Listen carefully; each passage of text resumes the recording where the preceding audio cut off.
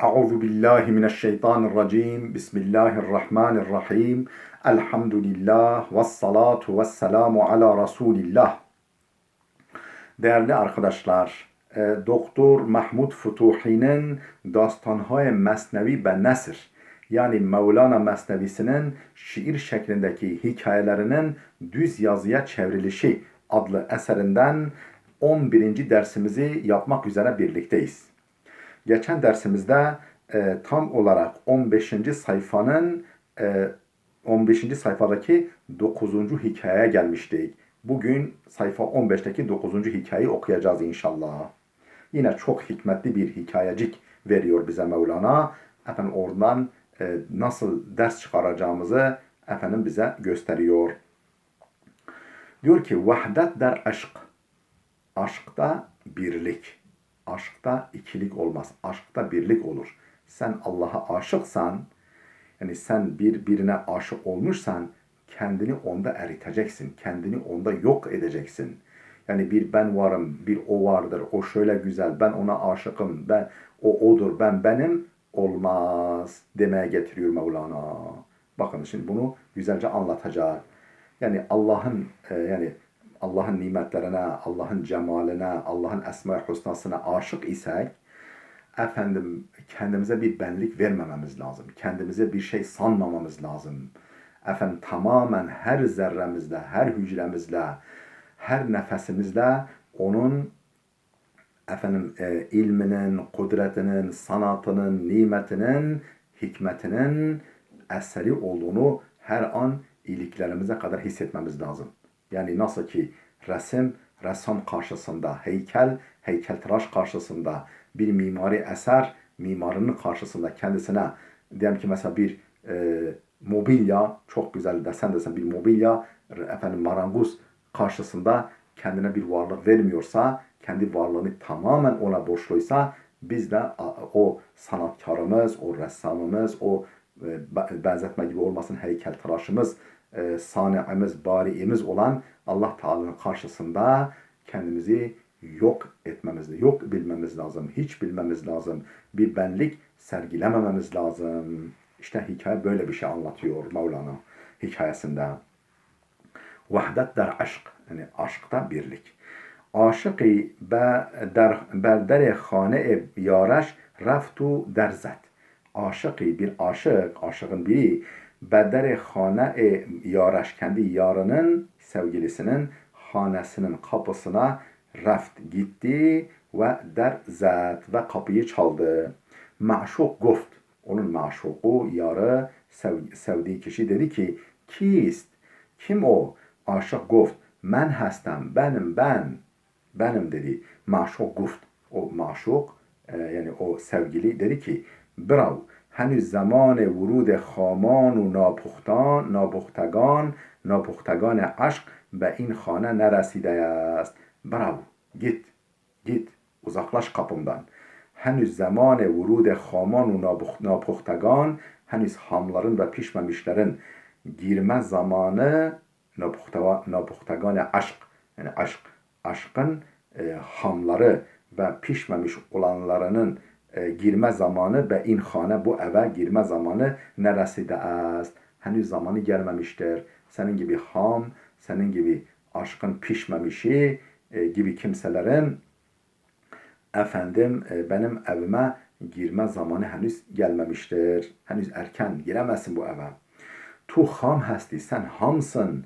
Bayet müddeti der ateş cüdayı bisuzi. Bir müddet ayrılık ateşinde henüz yanmalısın. Ayrılık ateşinde henüz, yani biraz daha pişmelisin bir müddet. Ta puhte şevi, ta ki pişesin, henüz amadegi aşk ra nedari. Henüz aşka hazırlık sahibi değilsin. Henüz aşka sahip değilsin. Aşkın sahipliği, yani daha doğrusu hazırlığı sende yok. Aşka sahip olmanın hazırlığı sende yok.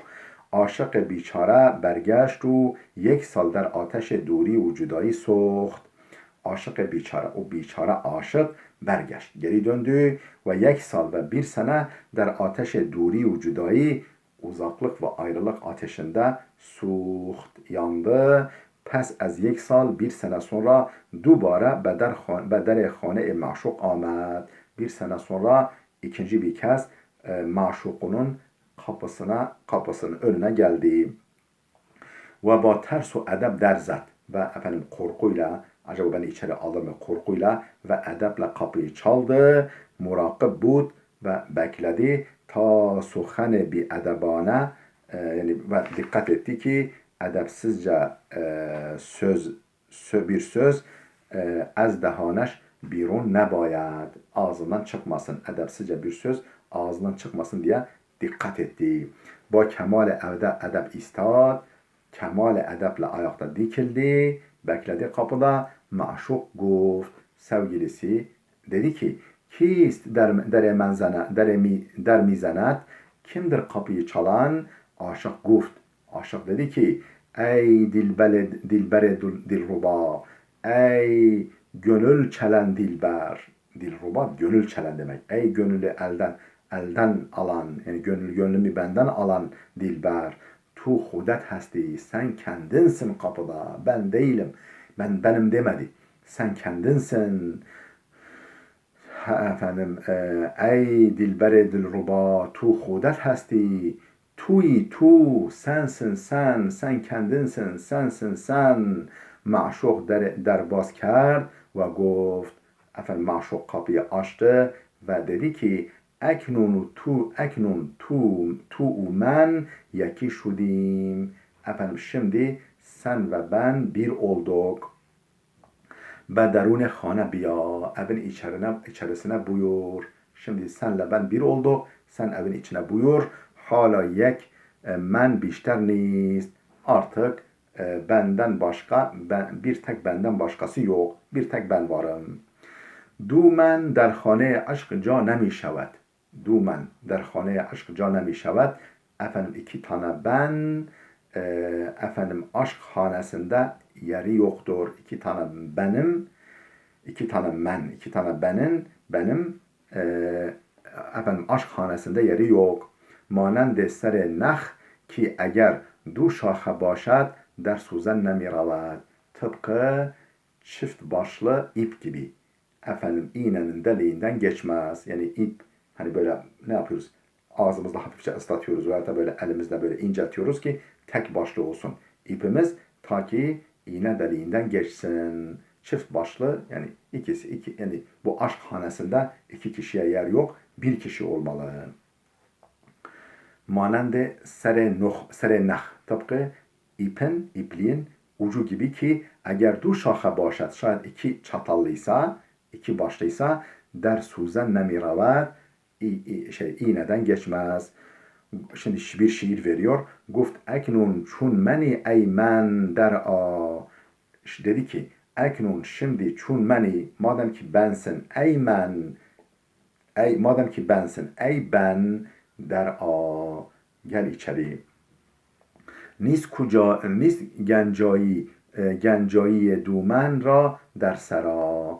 Efendim sarayda 2 benin, yani 2 ben efendim gönül sarayına, gönül definesine sığmaz. 2 benin gönül definesinde, hazinesinde yeri yoktur. Değerli dostlar, burada dursun. Bu hikayemiz de burada bitti. Gelecek dersimize kadar Allah'a emanet olun.